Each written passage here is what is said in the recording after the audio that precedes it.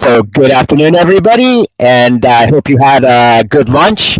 And welcome back to our third session of our Technology Roundtable and Fair for comparing air pollution and climate change. Today's session will focus on renewable energy with a strong emphasis on PV and especially how PV can help power cities and generate benefits for air quality, health, and climate change. For our session, we have a framing presentation from myself, and then we'll have some presentations from our esteemed colleague, Dr. Takuro Kobashi, and also Mr. Alvin Ko. And then we'll have some follow-up discussion and reaction from colleagues from Vietnam, as well as Quezon City.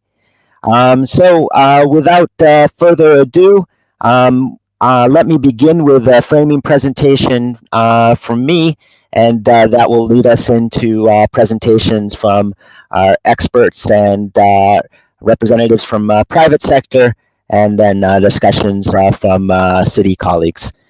So I'd like to ask colleagues to please put up the framing presentation, and that will help us transition into the presentations from others and our discussion.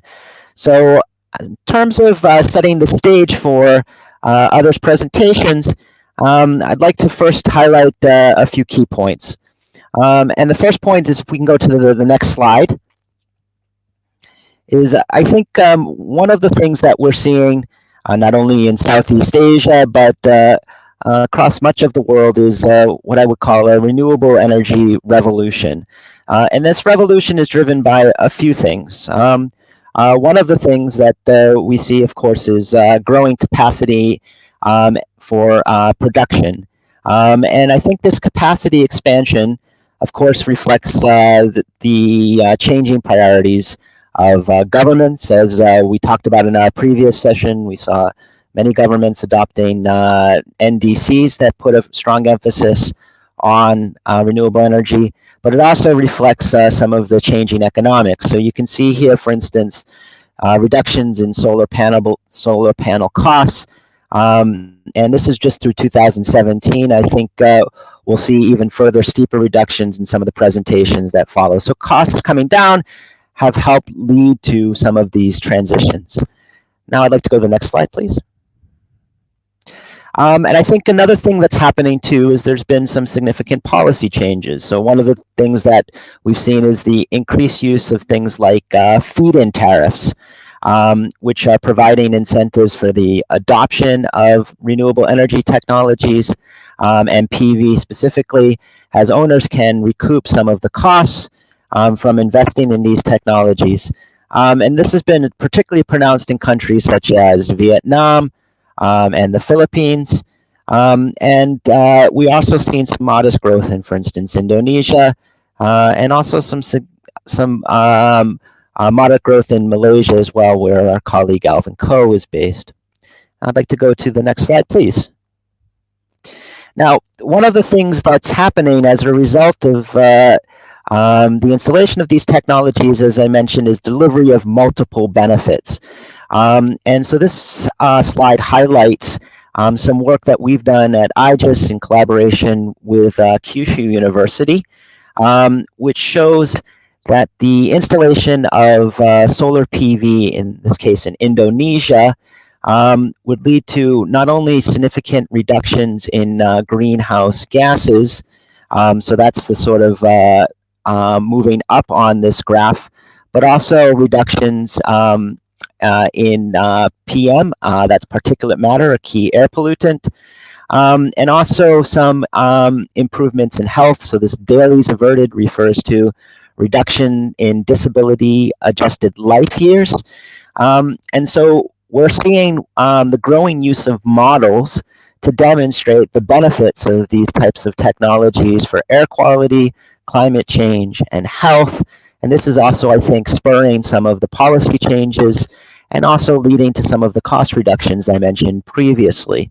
So all of these forces are sort of coming together and converging in a way that's creating stronger incentives for policymakers, the private sector, and development the community to invest in renewables. Can I go to the next slide, please? And as a result of all of these things, then we're seeing more projects. So one of the things we observed from a previous session in the morning is cities are beginning to provide an enabling environment that can create investments in solar PV. So for instance, in Santo, we're seeing more and more buildings with solar PV, and this is coming together once again as a result of these policy incentives and cost changes. Also in Phnom Penh, we also seeing the installation of solar PV in buildings, and especially I think we heard, for instance, from our colleagues in Quezon City. For some cities, they're investing in PV in public buildings too, for instance, in schools and hospitals. So all of the things I think have put us in a nice position today to begin our discussion around not only, how can we encourage further investment in these projects, but also how can we scale that investment up in ways that can contribute to this renewable revolution that I highlighted at the very beginning. So those are some sort of framing ideas, which I think will set the stage for a really rich and interesting session. And before we go into our first presentation for that session, what I would like to do is encourage our participants to use the chat box liberally. I mean, there's a question and answer box there that is intended to strike up a conversation, and I will also draw from that and ask our presenters and city representatives for some of their responses. But I want to make this as interactive as possible, and so to do so, you really are integral to making sure that we can have a nice and fruitful discussion. So please use the question and answer box so that we can facilitate that for you. Without further ado, then I'd like to introduce our first speaker for this session. First speaker is Dr. Takuro Kobashi, and as you can see on his bio, Takuro is a researcher currently at the National Institute for Environmental Studies, and he is doing some really pioneering and path-breaking work, not only on solar PV, but its linkages to electric vehicles, and but in both Japan and in Jakarta, in Indonesia.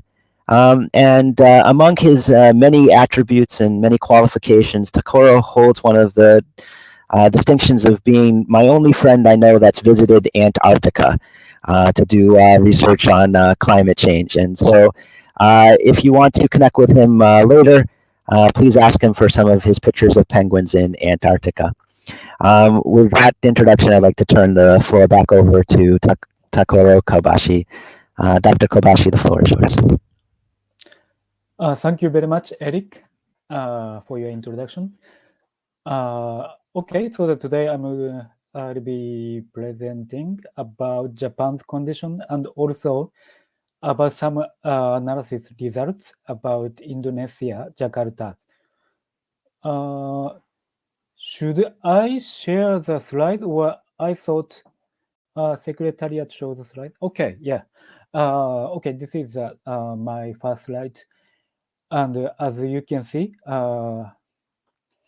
basically, we had some calculation with collaboration with researcher at Indonesia, and also from IGES, and also from myself from Nice.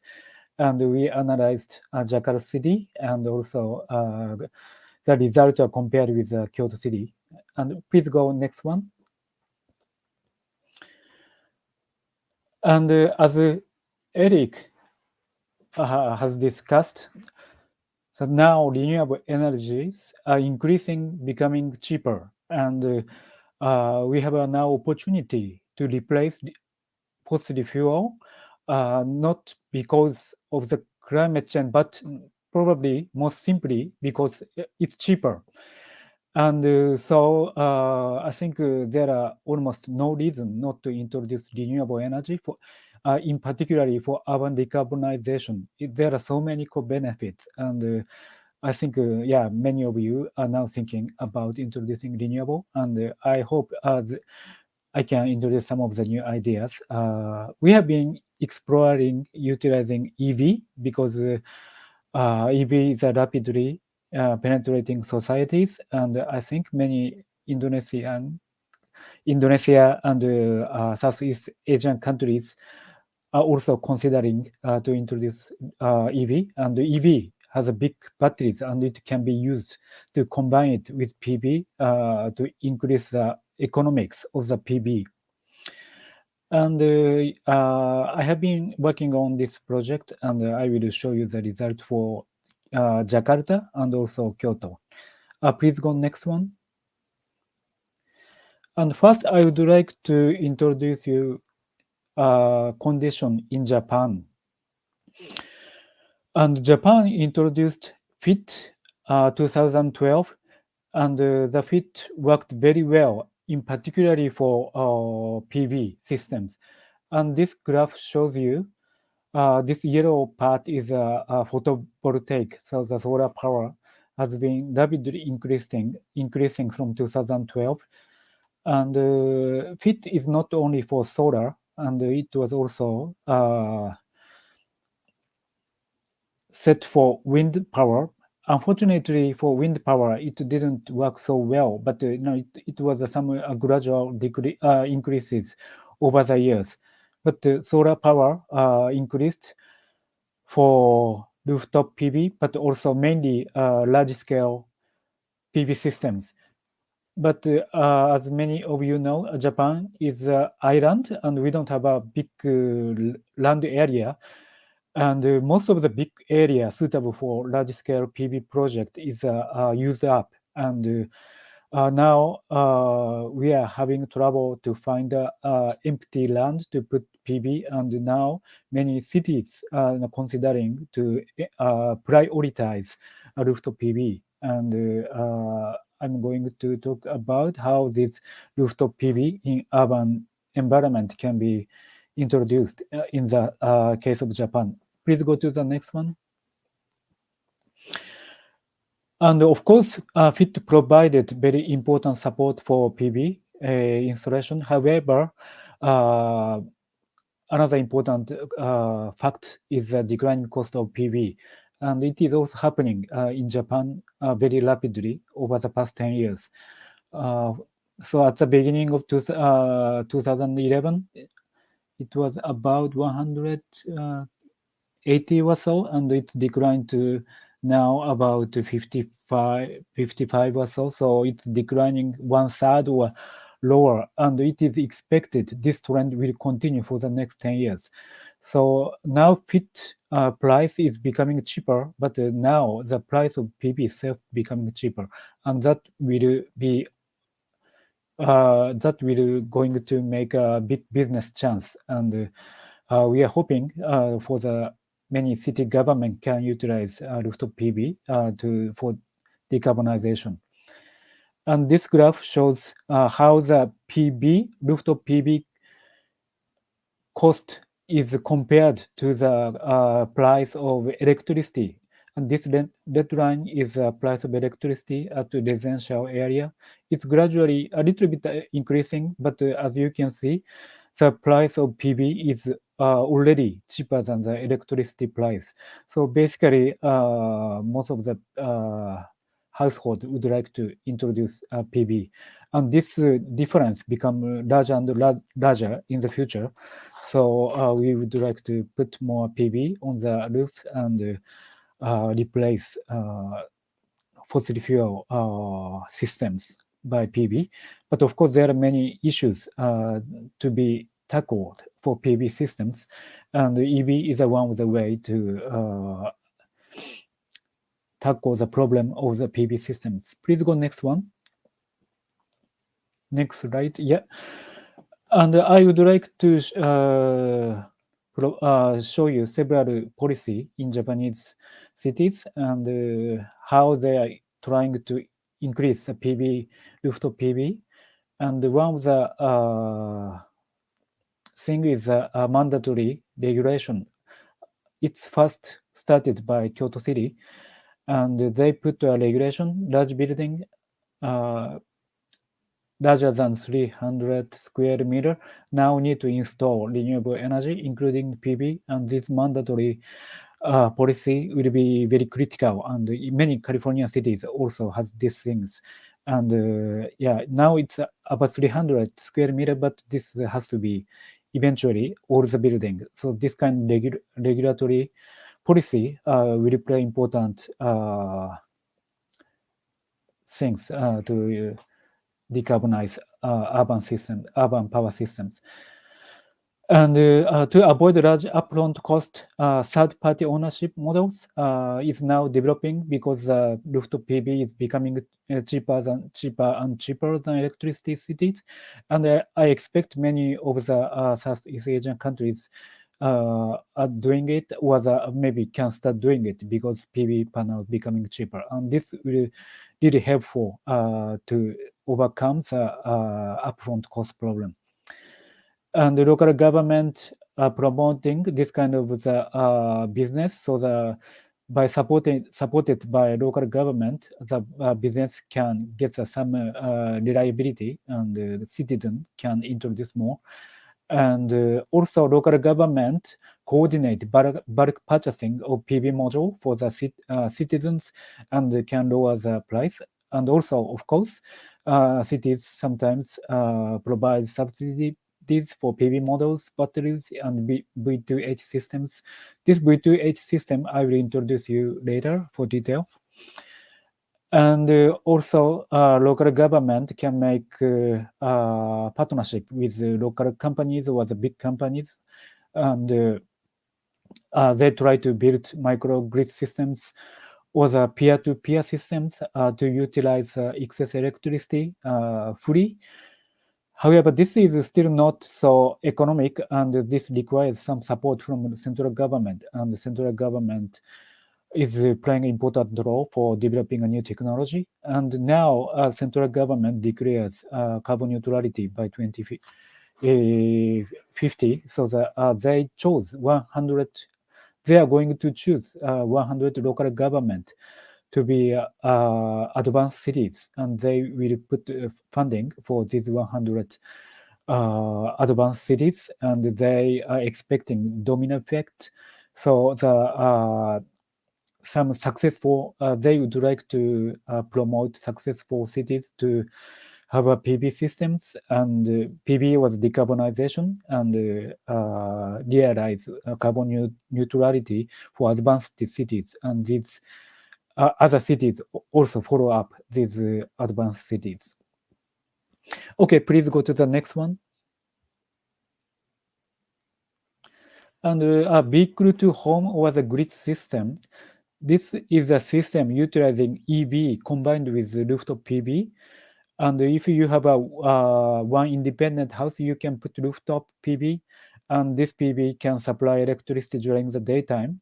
And if you have excess electricity, it will be charged onto the EV. And at the nighttime, you can get the electricity from EV back to home, and so that you can fully utilize this PV electricity for home. And this system is already commercialized in Japan, and like a 10,000 system already has been sold. But in Japan, EV is still low, so it's relatively not yet fully penetrated in society. But this system can provide really effective way to mitigate many problems on rooftop PV. Please go to the next one.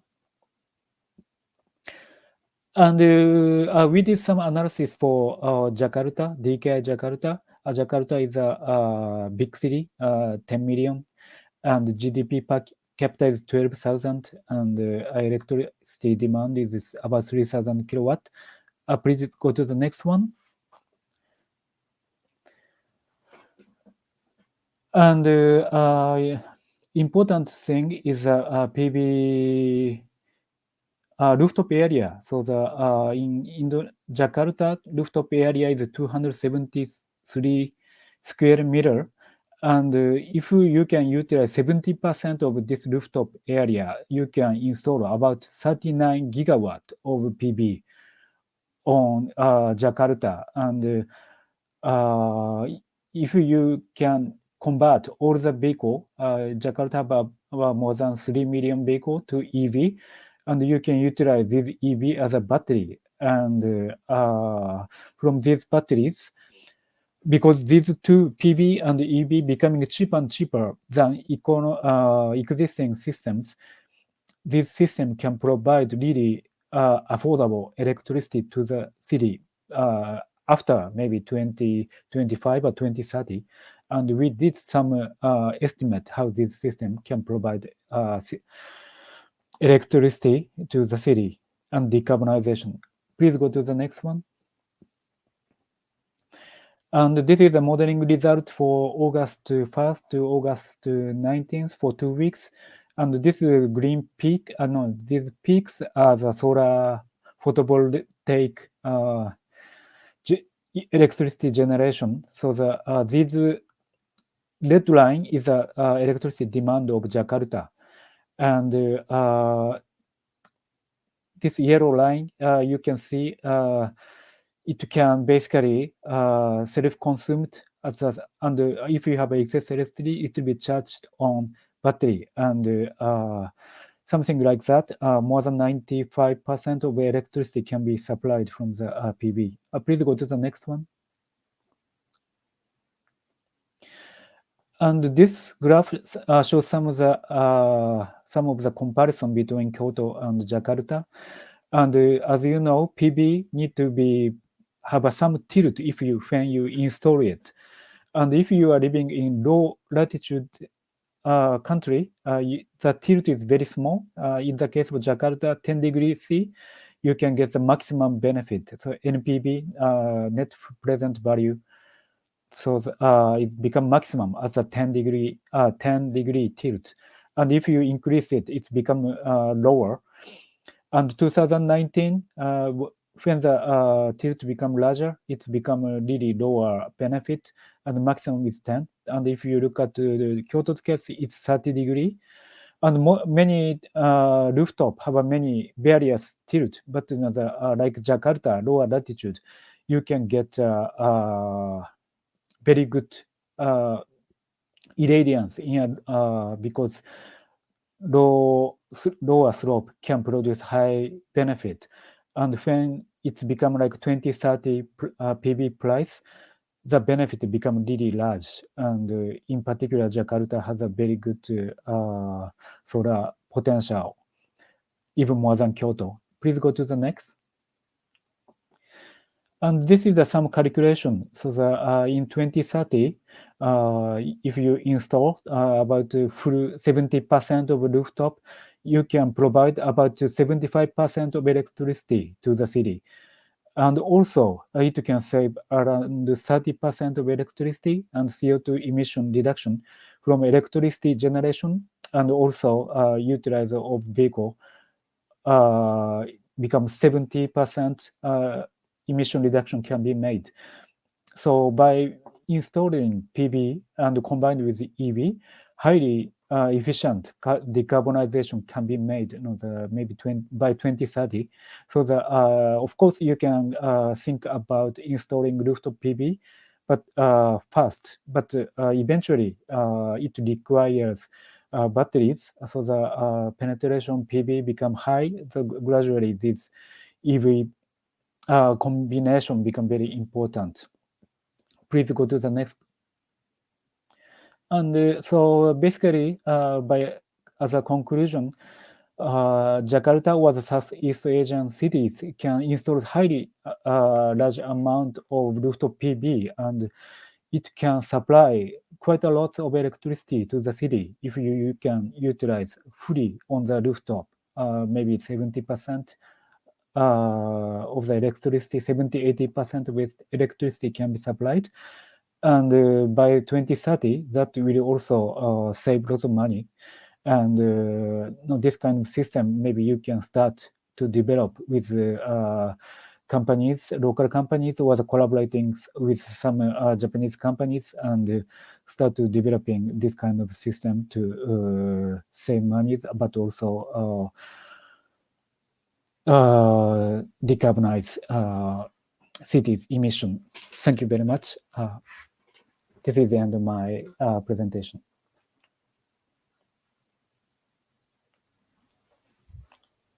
Okay, thank you so much, Dr. Kobashi, for that very stimulating presentation and really interesting work that you're doing to demonstrate not only the impacts of PV, but when combined with EV, there's sort of mutually reinforcing synergies there.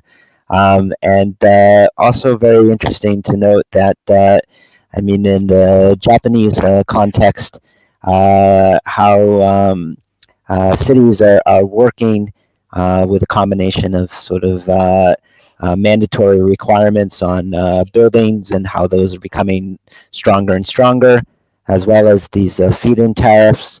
I think we'll talk a little bit more about this later in the session, because I think this is something that cities in Southeast Asia might also want to replicate. But before we go there, let's go to our next presenter. And our next presenter is Mr. Alvin Ko. And he is the CEO of Shizen Malaysia. This is the regional hub for Shizen International. And that's a fully owned subsidiary of Shizen Energy, a renewable energy powerhouse headquartered in Japan. And Alvin has actively grown and exited technology companies in Southeast Asia, and holds 20 years of experience in key local and international markets, building high-growth organizations, corporate business modeling, investor relations, product development, sales distribution strategies, and talent development. So Alvin is going to reflect a little bit upon some of his experience working internationally in promoting renewable energy and PV, and we're delighted to have him here today to share some of his insights with us. Alvin, the floor is yours. Excellent. So thank you so much, Eric, for the introduction. Thank you, everyone, for being here today. I did tell Eric that we've been given the after lunch period, which is the graveyard period. So hopefully my presentation will give you some insight and give you some direction in terms of how Shizen has assisted cities and businesses to transition to renewable energy. So perhaps I could have the presentation slide, please. Yeah, so hi, my name is Alvin Ko, and I am the CEO of Shizen Malaysia, fully owned subsidiary of Shizen Energy. And to begin, if we could go to the next slide, if I could share with you the mandate, a simple mandate of Shizen Energy, which is really to take action for our blue planet. And we are entrusted to pass it on to our next generation. So this Shizen Energy was actually developed and institutionalized in 2011 as a result of the tragic nuclear disaster that happened in Fukushima in the same year.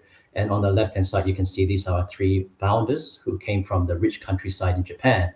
And they took the initiative to create this organization called Shizen Energy with the aim to sustain our beautiful planet and the core mandate to really accelerate energy transition to a 100% renewable powered planet. So the next slide. Thank you.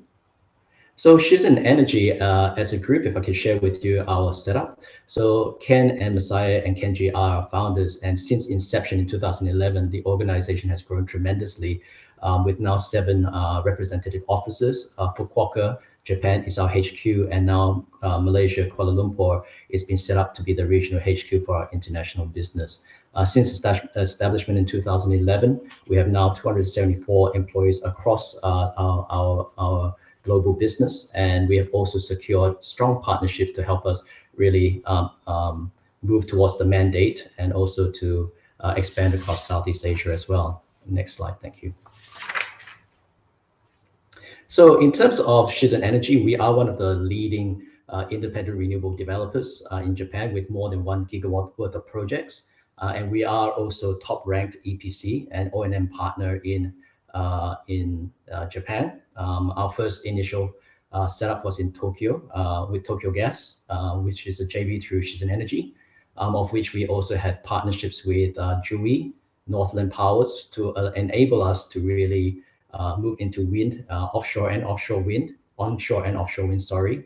And to expand into the international business, we have set up an entity called Shisen Malaysia, which is the international hub of Southeast Asia, and also doing business in Brazil. We have also set up a team in Brazil as well. Next slide, thank you.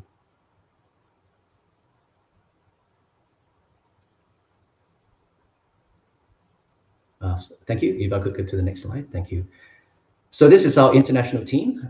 As you can see, Shisen Energy is very focused in terms of expanding our international business. In some of the countries we're very new in, but we have established presence in Brazil, in Vietnam, Indonesia, Philippines, Thailand, and Malaysia being our regional hub.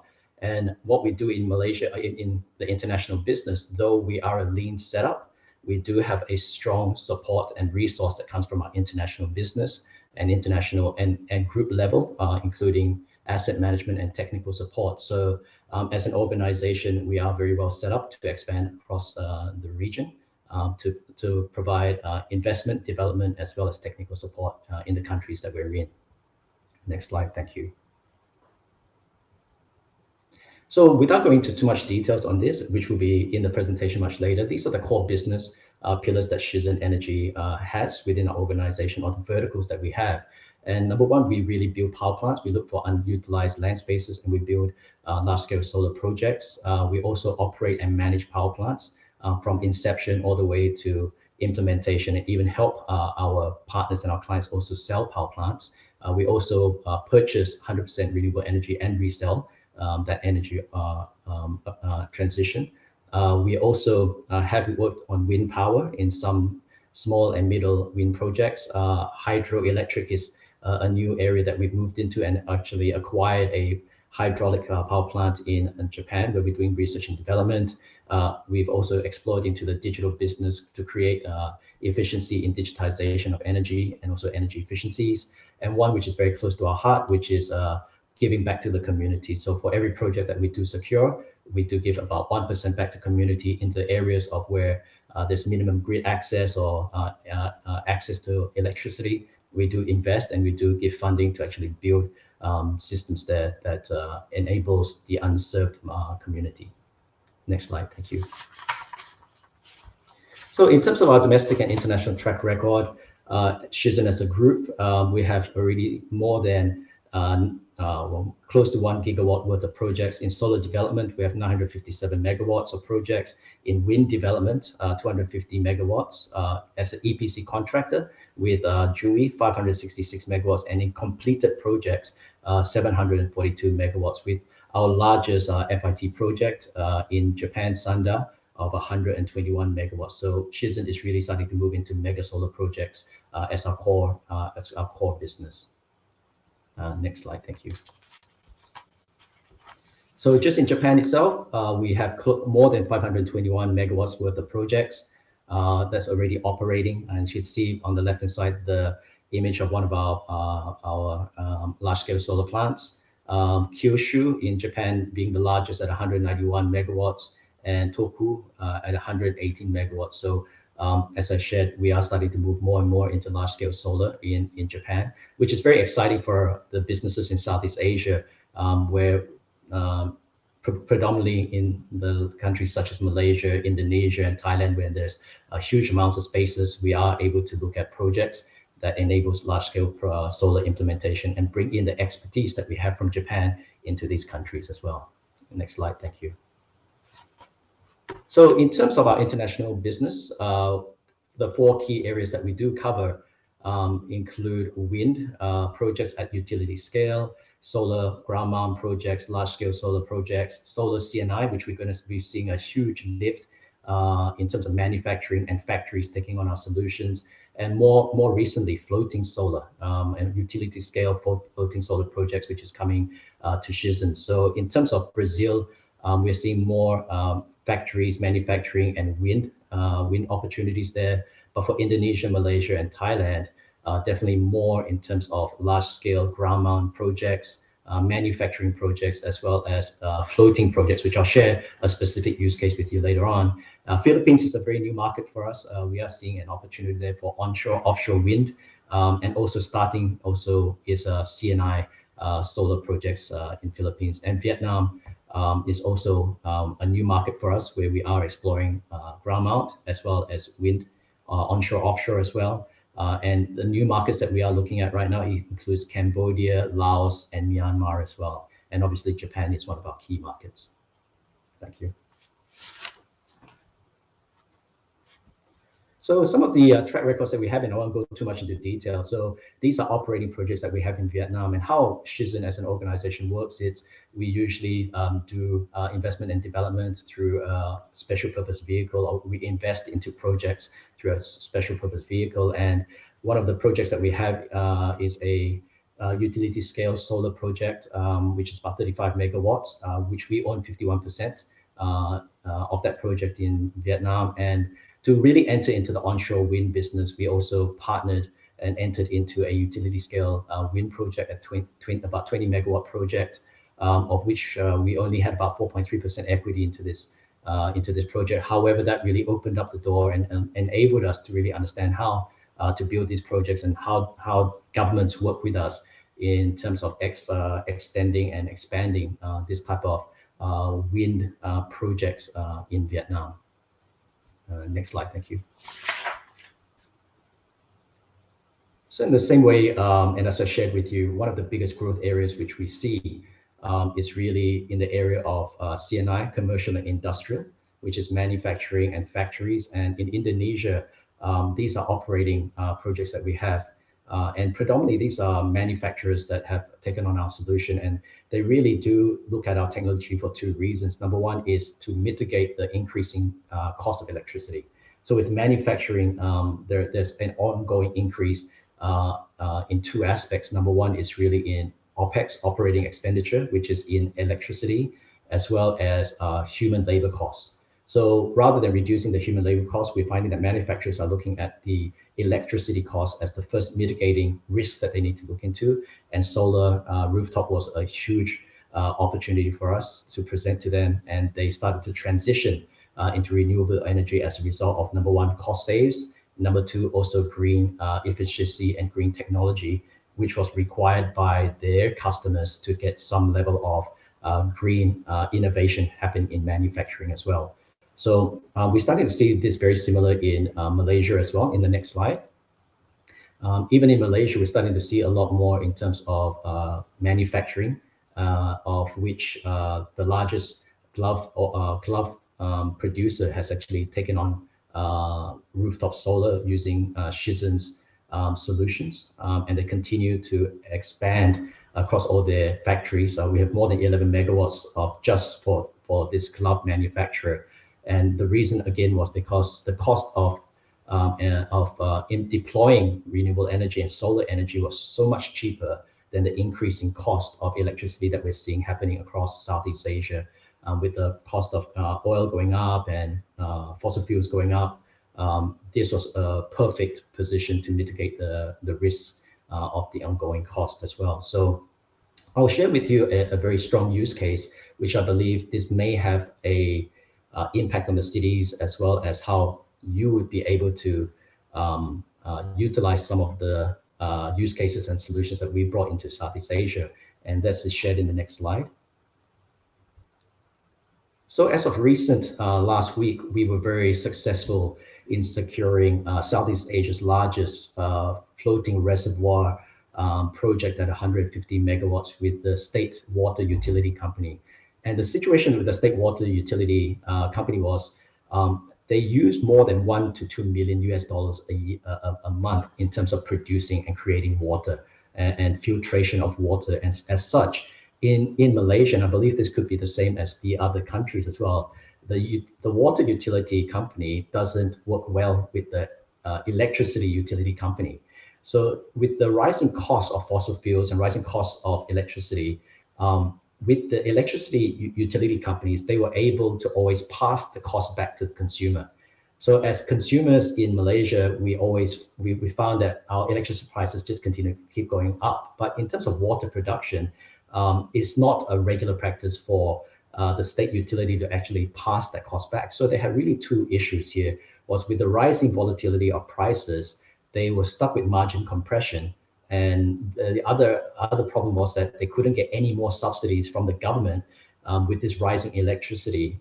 So they were having a struggle in terms of how do they continue operation to make it profitable, but yet not push the cost back to the citizens of Malaysia. So we had a meeting with this, several meetings with this state water utility, and we noticed that they had a 2,000-acre water catchment area, which we felt it could have been utilized for floating solar. So we identified 570 acres of this catchment area, and we started to work on plans and feasibility studies to do 150 megawatt floating within the span of 2 years.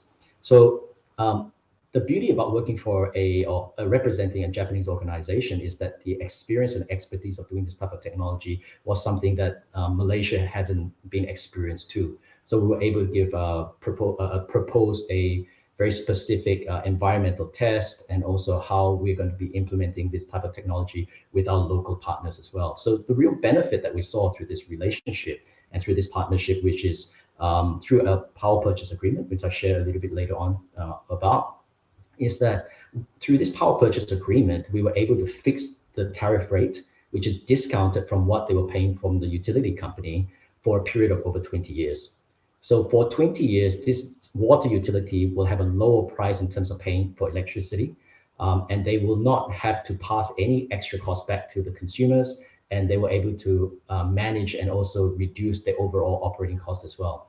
And through this MOU and through this partnership, the entire investment, construction, development, and operation is all maintained by Shisen and its partners. So the utility company can continue to focus on where their core competencies are, and Shisen supports in terms of the technology and the operation and also the implementation of the technology. So it was a very strong value proposition to the state utility.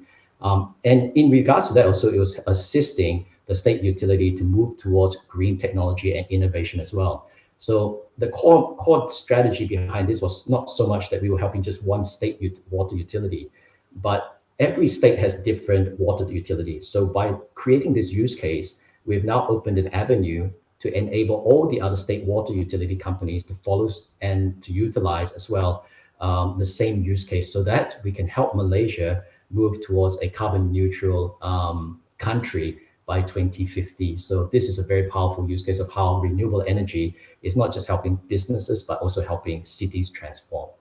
Thank you. The next slide. And in terms of our international track record continuing, Thailand is also a continuing country that we are providing solutions to. As you can see, many of the partnerships that we have are Japanese companies, and that's a result of our strong country manager relationship with Japanese manufacturers, not just in Thailand, but also from our HQ level. So we've been able to promote and continue to provide solutions, not just to Japanese manufacturers, but also to the local manufacturing as well. Next slide. Thank you.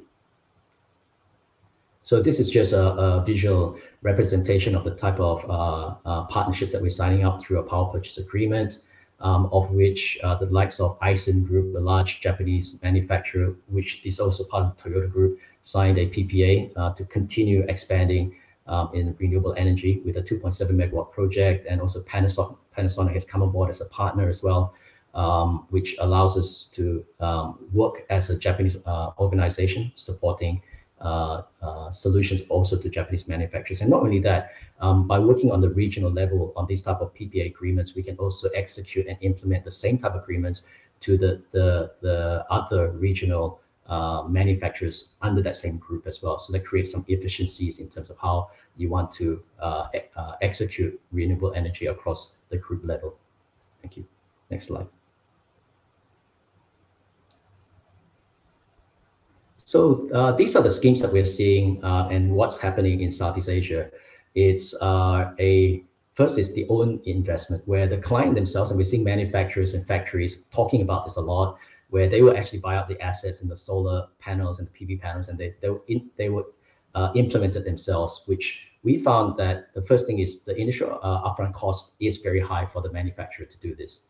So rather than just investing in themselves, which also is time consuming, it takes away their core focus on what they're actually meant to be doing, which is manufacturing products, and the fact that they have limited experience in dealing with EPCs and O&M contractors are executing a project like this. Shenzhen Energy has come up with a solution that's been very beneficial across our Southeast Asia partners and clients, which is something we call a corporate PPA, a power purchase agreement, where Shenzhen Energy invests and develops and owns the assets, and we produce the energy and the solar energy, and we actually sell it back to the off-taker at a reduced price, at a reduced tariff, at a fixed tariff.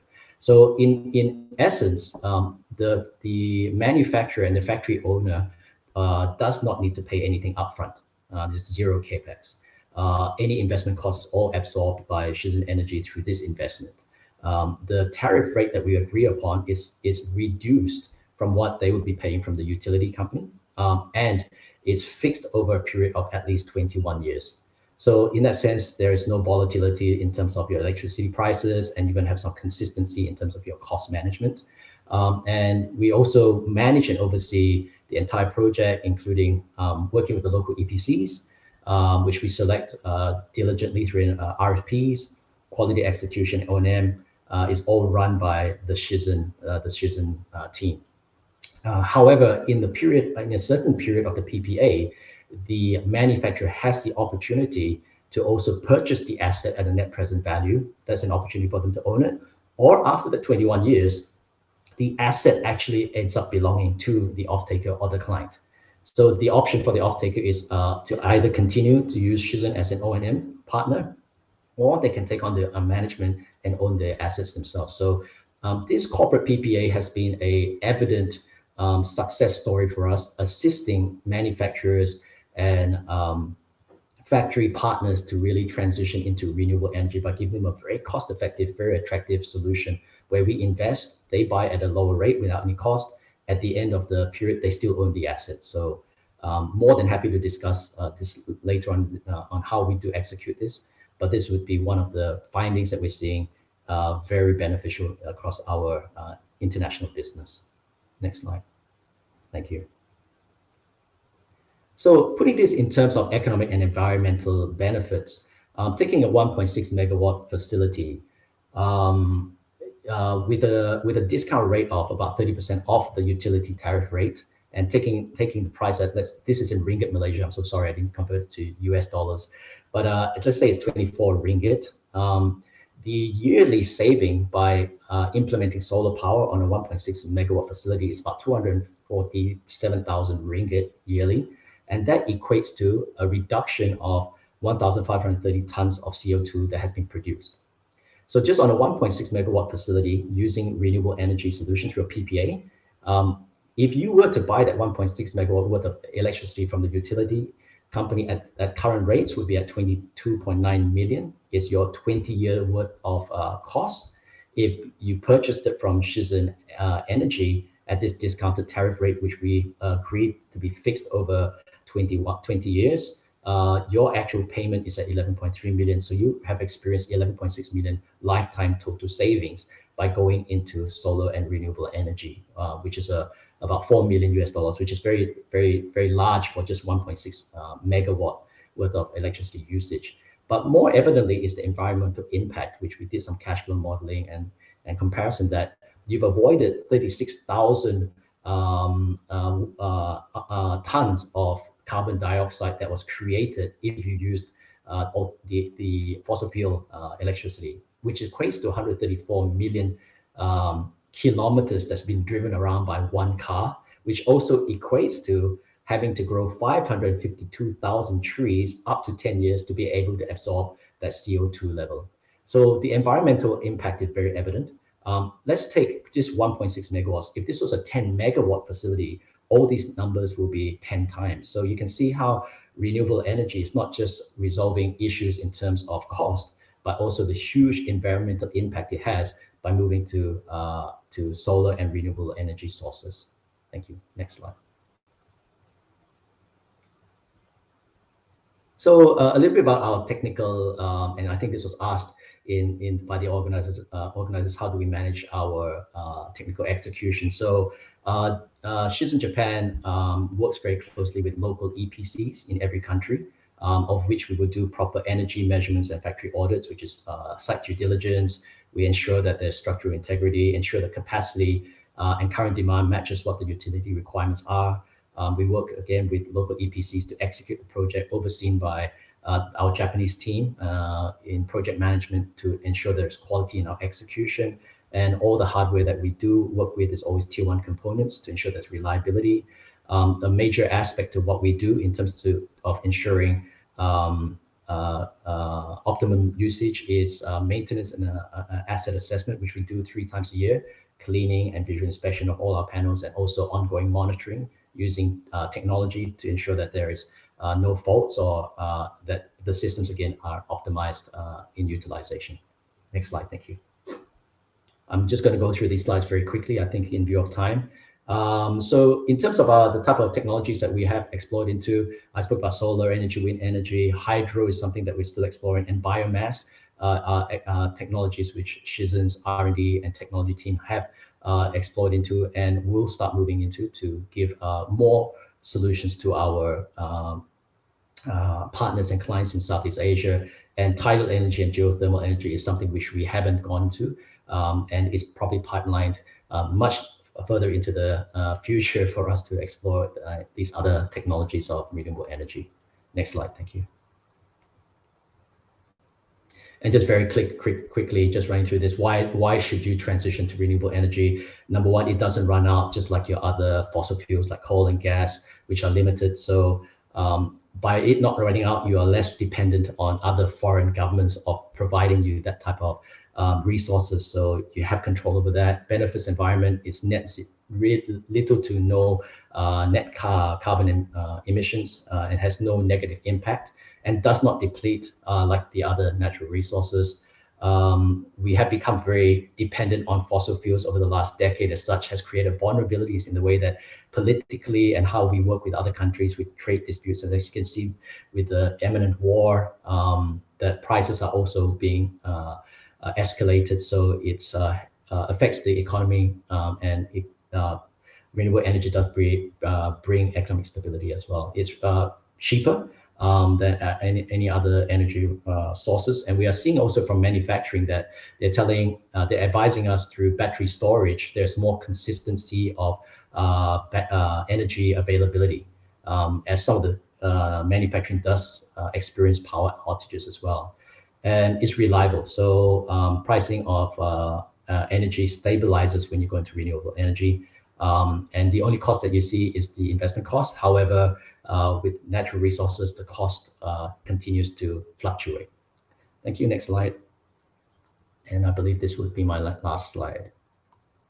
Oh, okay, my very last slide here. So where's Shizen moving towards in the future? We continue to want to be the top player in mega solar, continue to provide PPA opportunities for our partners in Japan as well, and clients as well in Southeast Asia, exploring more into offshore wind, energy storage and disaster resilience for minimum grid locations, ensuring that there is always energy management in those locations, and new technologies which we call power to X, exploration to green fields, hydrogen, ammonia, geothermal are areas that we will continue to expand into.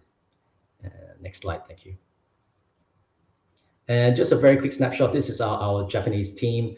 Hasn't included our international team yet, but we are a very vibrant team that's very passionate about what we do and taking action for our blue planet. Our value system is very simple, which is to enjoy the planet we live in. We respect the planet, take on the challenge to transition to renewable energy, and in everything that we do and how we relate to our partners is always with trust and integrity. So thank you for your time. I'm sorry it has taken a bit too long, but very happy to take any questions. Thank you. Okay, thank you so much, Alvin, for this very useful, stimulating, and informative presentation. And I think this has given us a lot of food for thought, and also hopefully spurred some ideas among some of the city policymakers and development partners that are participating in this session. Before I turn it over to the reactors from the cities, I'd like to ask two questions, one each for Dr. Kobashi and then for Alvin, and then we'll have some reaction from a colleague in Quezon, and then some additional questions, I think, coming from the floor. So my first question actually is for Dr. Kobashi, and I mean, you mentioned in your presentation the importance of FIT, this feed-in tariff, and I mean, I liked how easily it rolled off your tongue, FIT, and you know, it's something that's very familiar to you, obviously. But I wonder if you could just elaborate a little bit upon how this works, you know, in Japan, and also how the FIT works sort of more generally and could potentially or is already working in Southeast Asia. Can you elaborate upon that mechanism a little bit more, Dr. Kobashi? Okay. So FIT basically the feed-in tariff is introduced 2012. That basically supports photovoltaic system. If it's a solar power, generated electricity will be purchased by power company for 20 years for the institutional for the large scale systems, and for the residential systems, it's 10 years purchased from the for residential PV systems. So basically, companies can working on PV systems. They have a very assured reliance on this payment. So initially, solar power system was so expensive in Japan, and at this point, company could not sell this PV system. But by with the feed-in tariff system, these PV system companies can basically power system can be sold to the residential houses, or power company can build PV systems, and this system can sell for 20 years for large system, for the residential system for 10 years constantly for the same constant price, and other companies can have a very stable basis for the revenue. So that provided very important support for the solar PV companies to grow. And in particular, PV system takes very short time to develop. PV system project takes very short time. So in terms of the period for the project, it was so short, so that many companies can get into this field, and so PV community had a very big boom around from 2012 to until like for 5 years, because feed-in tariff price was very high in Japan. So initially it was a very big business, became a big business. However, this feed-in tariff price is gradually declining because government has been controlling the price with the cost of PV system, and now the PV feed-in tariff price for photovoltaic system is so low, and now Japanese PV system companies are having a little bit difficulty. However, we expect, although feed-in tariff system becoming lower, price of PV system itself is becoming enough low to expand business system. So at some point, feed-in tariff system need to be replaced with the actual cost of PV because the price of the PV system low enough, so feed-in tariff system will not be required at some point. And so initially, enough feed-in tariff price are necessary, but once the business develops and the cost of PV becomes sufficiently low, a feed-in tariff system should be removed. And this is about PV system. And wind power system feed-in was not effective because wind power project takes much longer. The PV systems like 10 years. So this feed-in tariff system was not so effective in terms of Japanese wind community at this moment. But now government in Japan are now trying to expand wind power in offshore. Wind power is now kind of a big, becoming a big business, and many people are now looking into offshore wind systems. And but for the urban systems in Japan, PV system will be still important. And now feed-in tariff is becoming low, or for residential system, feed-in tariff is already expired. So now self-consumption systems is now more becoming important. And so like combining with EV systems to consume PV electricity becoming important issues.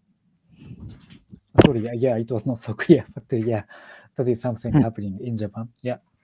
Thank you very much for that update, Takoro. It's really interesting how the system was useful at a certain point, but as the prices have come down, it's not as important, especially for PV.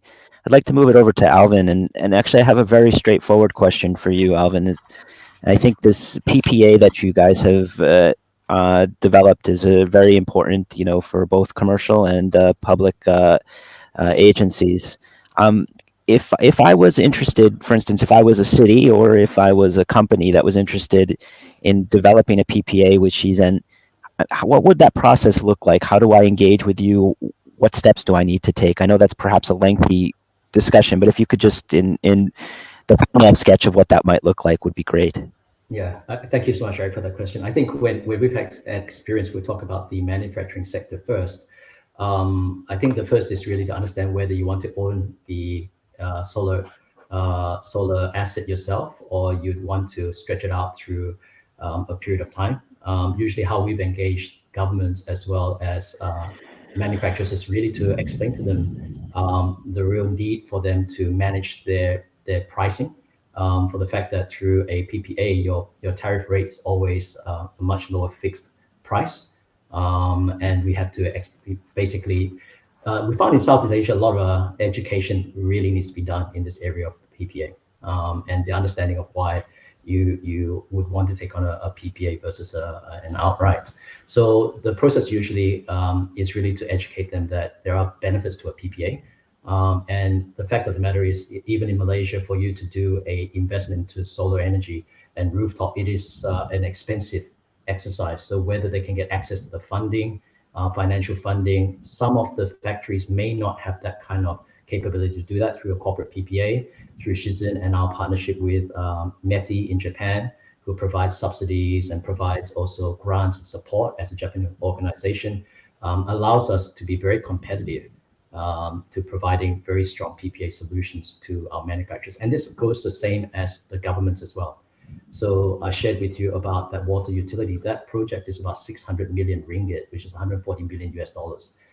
Governments do not have that type of funding available to invest into this type of state solution. So that's where it's really been benefited, that through Japanese engagement as well as investment from Japan and agencies that have supported Shizen Energy have provided us that solution to give to our clients as well. So how do they engage us? Basically, as simple as looking for us, or most of the time we do partner with EPCs, local EPC partners who are doing a lot of business development, and they already have very large scale projects.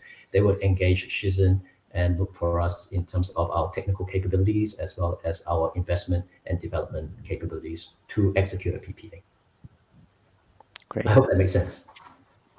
Yeah, I mean, to be honest, I'm learning the vocabulary with you, much similar to how I'm learning Japanese for my daughter. But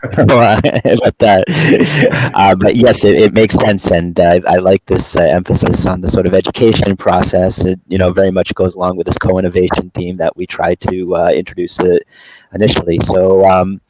I think that's part of the whole learning on both sides is really important. Now I'd like to turn it over to one of our reactors from the city of Quezon, and I believe we have Mr. Jomir with us. And Mr. Jomir, I think we heard earlier in the day from colleagues in Quezon about some of the plans to advance renewables, solar PV in public buildings. And I'd like to just open it up to you to see if you have some questions for our esteemed guests. Mr. Jomir, would you like to raise a question or two for the colleagues, or react to some of what's been shared?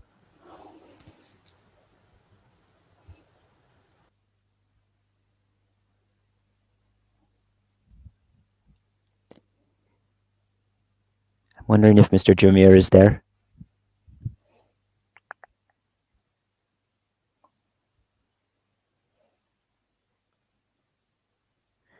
Okay, they're trying to unmute his mic, if I understand.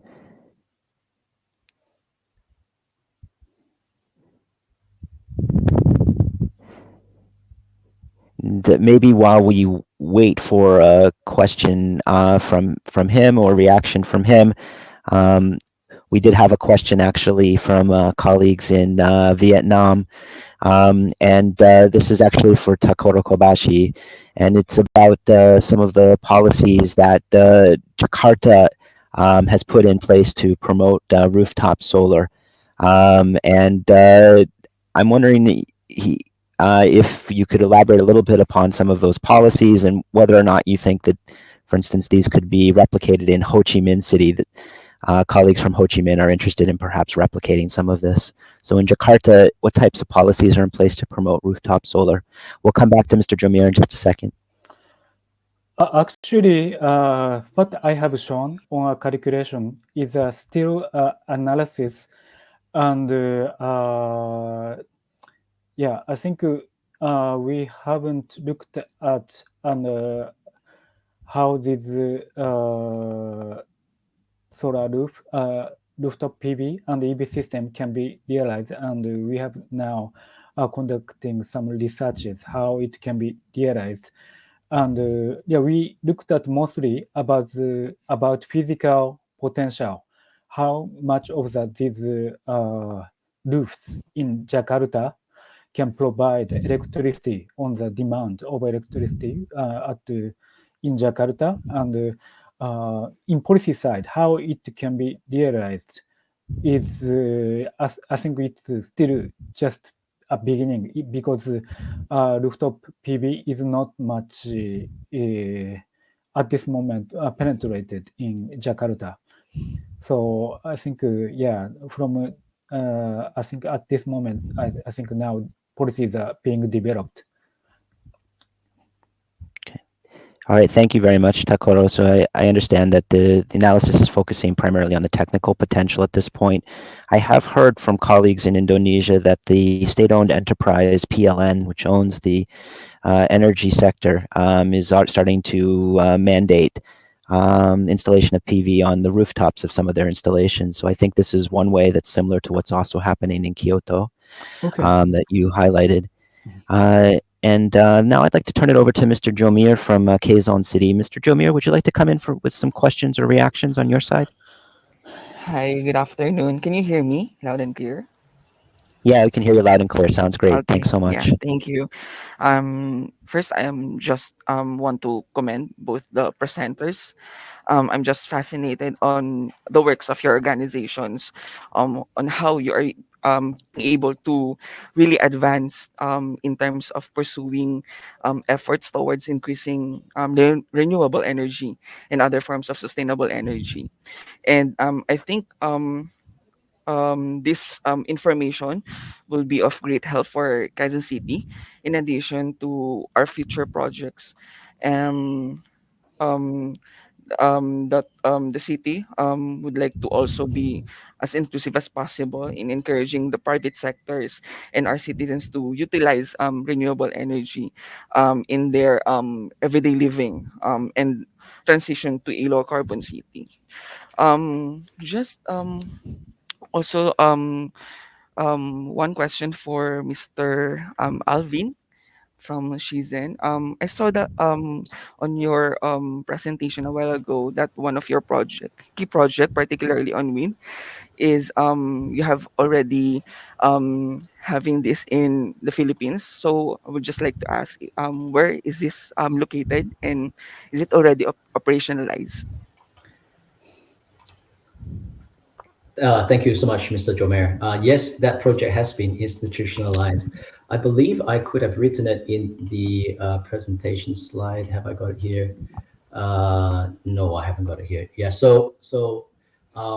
there are actually two wind projects that we are looking at. To be honest with you, Mr. Jomer, I'll have to come back with you to the names of the areas that they are located in. One is under an NDA, so we may not be able to share that name of that project, but I can share with you the location. But one is institutionalized, the other one's currently under development, where we are working closely with partners in Philippines and also EPCs in Philippines. So I understand even the structure and how Shizen works. We are investors, developers, and in Philippines, I think the structure of partnerships is that you, as a foreign company, is not able to have 51% ownership over those type of projects. So those are one of the things that we're working closely with the EPC and the local partners to implement those projects. But I will share with you, Mr. Jomer, the locations separately after this call. Yeah. Okay. Thank you very much. Thank you. That's all. Yeah. Thank you. Okay, thank you so much, Mr. Jomir. And we have about 2 minutes left or so. We're going to go a little bit over, and I just have one additional question for Alvin from Mai Fujiwara from Murata Manufacturing.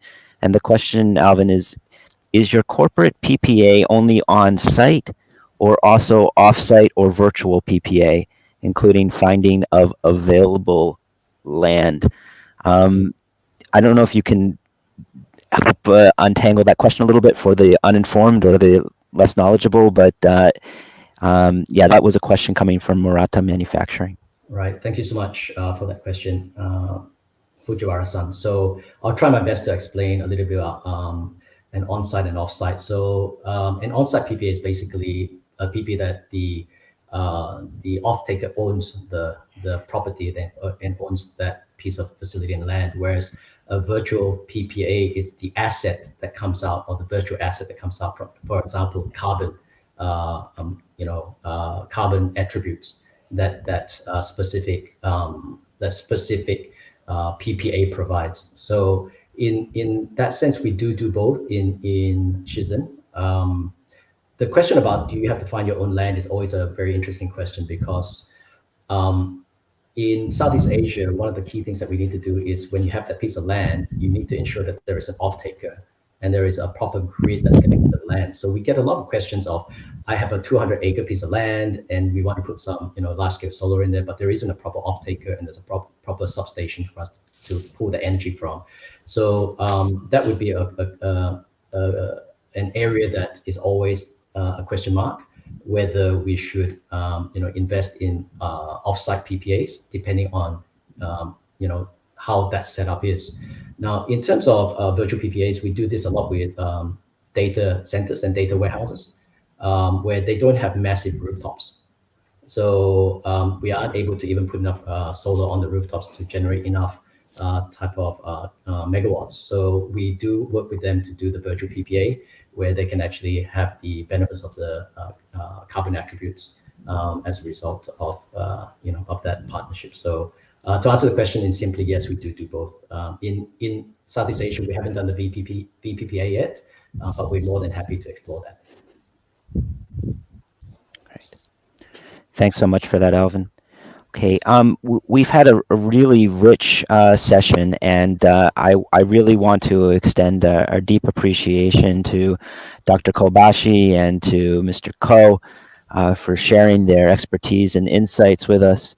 I know that I've learned a tremendous amount about not only technically what it takes to develop renewable energy and to participate in this revolution, but also some of the financial arrangements. This PPA is now part of my operating technologies, not technology vocabulary. I'm too technology focused, and also learned a great deal about the fact that you need to bring the technology together with the financing, with the policy. I think all of these elements are crucial to really taking advantage of this wave of transformational change. And for the cities and policymakers that are participating, we'd be happy to set up meetings at a separate time or separate place or within the networking confines of this platform with Alvin or Takoro to discuss in greater detail. And last but not least, I'd like to extend our appreciation to Mr. Jomar and Dr. Tung, Mr. Jomar from Quezon City and Dr. Tung, who was with us and offered a question from Ho Chi Minh.